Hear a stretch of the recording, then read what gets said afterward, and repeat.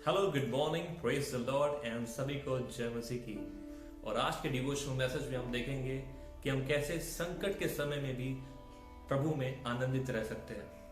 आइए मेरे साथ निकालें पवित्र शास्त्र में फिलिपियों की किताब 4 अध्याय और 4 वचन। और यहाँ पे लिखा हुआ है, प्रेरित पौलुस इस किताब को लिख रहे हैं और इन वचनों को लिख रहे हैं और कह रहे हैं 4 वचन में, प्रभु में आनंदित रहो। मैं फिर कहता हूं, आनंदित रहो। आखिर कैसे हम परमेश्वर में हमेशा सदाकाल के लिए आनंदित रह सकते हैं? क्योंकि हमारे जीवन में बहुत सारे पड़ाव आते हैं, हम दुख का सामना करते हैं, हमारे जीवन में तकलीफ आती है, हमारे जीवन में चुनौतियां आती हैं।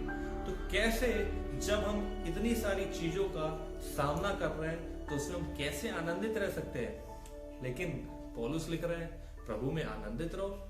और मैं फिर कहता हूं, आनंदित रहो। तो कैसे हम परमेश्वर में, प्रभु में सदा के लिए आनंदित रह सकते हैं?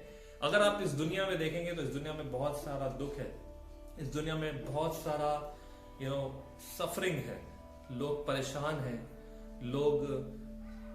लोगों के पास पैसों की समस्या है कि हो सकता है किसी का कोई बहुत ही करीबी खत्म हो गया। और अभी मेरे एक मित्र का मुझे मैसेज आया और उन्होंने कहा कि मेरी माँ जो है वो उनका देहांत हो गया। और मुझे बहुत ही इस बात का दुख हुआ। लेकिन जब मैं दुख में हूं, जब मैं ऐसे परिस्थितियों का सामना कर रहा हूं, तो मैं कैसे आनंदित रह सकता हूं? किसी को स्वास्थ्य की प्रॉब्लम है, किसी को शरीर कमजोर है, कोई बीमार है, तो उस समय में वो कैसे आनंदित रह सकता है? आखिर पौलुस यहां पर कहना क्या चाहते हैं? प्रेरितों की किताब 16 अध्याय और 25 वचन में हम देखेंगे, यहां पर पौलुस और सिलास हैं। आधी रात के लगभग पौलुस और सिलास प्रार्थना करते हुए परमेश्वर के भजन गा रहे थे और कैदी उनकी सुन रहे थे।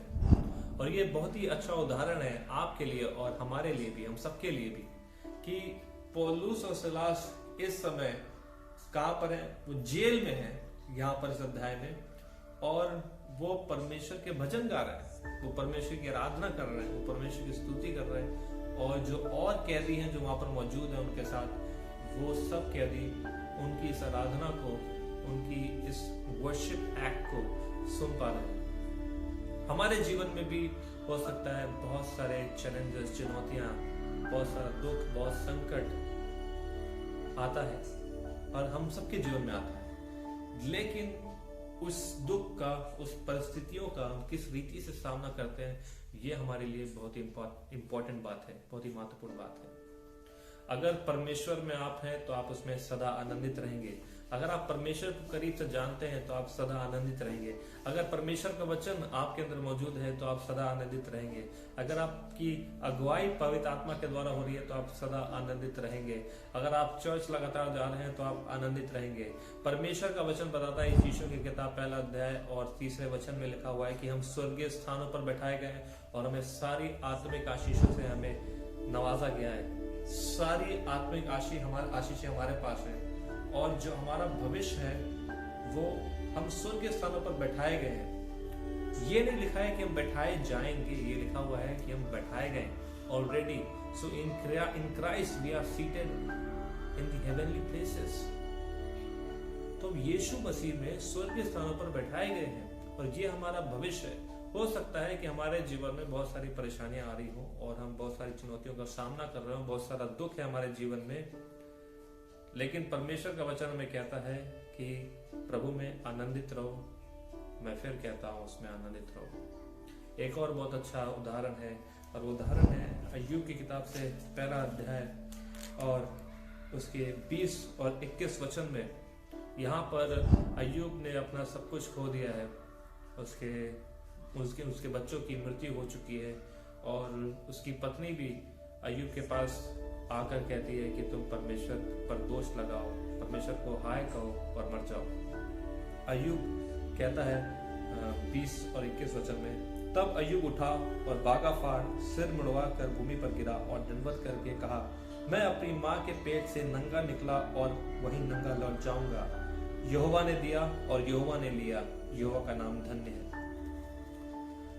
अय्यूब के जीवन में बहुत सारा संकट अचानक से टूट पड़ा जब शैतान आया और उसकी परीक्षा ली। हमारे जीवन में भी बहुत सारी परेशानियां, बहुत सारा दुख, बहुत सारा संकट एक अचानक आ जाता है। हो सकता है कि आज के दिन आपके जीवन में कोई संकट टूट पड़े, तो आप उस संकट का, उस दुख का किस रीति से सामना करते हैं, ये बहुत ही महत्वपूर्ण बात है। अय्यूब ने कहा, परमेश्वर ने दिया और परमेश्वर ने लिया, परमेश्वर का नाम धन्य हो। क्या ऐसा स्वभाव हमारे अंदर है?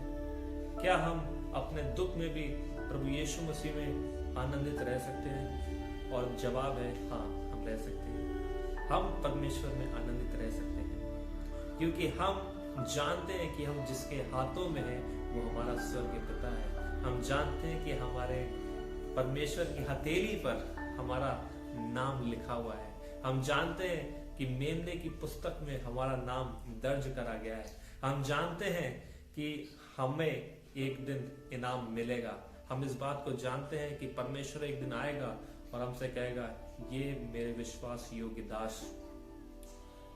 और हमारा जो भविष्य है वो परमेश्वर के हाथों में है और परमेश्वर पूरे ब्रह्मांड को नियंत्रण में किया हुआ है। आपका जीवन प्रभु यीशु मसीह में सुरक्षित है, हमारा जीवन यीशु मसीह में सुरक्षित है। तो मुझे किस बात की चिंता करने की जरूरत है? हाँ, इस जीवन में हम दुख का सामना करेंगे, हम संकट का सामना करेंगे और परिस्थितियां हमारे जीवन में आएंगी और हमें गिराने की कोशिश करेगी अपनी घुटनों पर। लेकिन जो प्रभु यीशु मसीह में है, उनके घुटने सिर्फ परमेश्वर के आगे झुकते हैं और उनकी जुबान पुकारती है कि प्रभु यीशु मसीह खुदा है। प्रभु यीशु मसीह मेरा खुदा है, प्रभु यीशु मसीह आपके खुदा है। अगर आप प्रभु में हैं तो आप सदा आनंदित रह सकते हैं, क्योंकि एक दिन आएगा जब प्रभु हमारे सारे आंसुओं को पोंछ देगा। परमेश्वर पे भरोसा रखिए, परमेश्वर पर विश्वास करिए और परमेश्वर में दृढ़ता के साथ अपने विश्वासी जीवन को आगे बढ़ाते रहिए और परमेश्वर के साथ एक मजबूत रिश्ता कायम करें। आमीन।